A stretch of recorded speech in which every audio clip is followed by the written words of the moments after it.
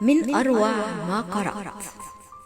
قال ابن القيم: لا تفسد فرحتك بالقلق، ولا تفسد عقلك بالتشاؤم، ولا تفسد نجاحك بالغرور، ولا تفسد تفاؤل الآخرين بإحباطهم، ولا تفسد يومك بالنظر إلى الأمس.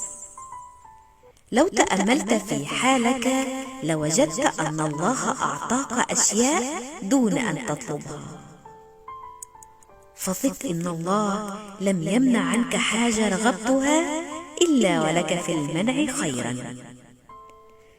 ربما تكون نائما فتقرع أبواب السماء عشرات الدعوات لك، من فقير أعنته، أو حزين أسعدته، أو عابر ابتسمت له، أو مكروه نفست عنه.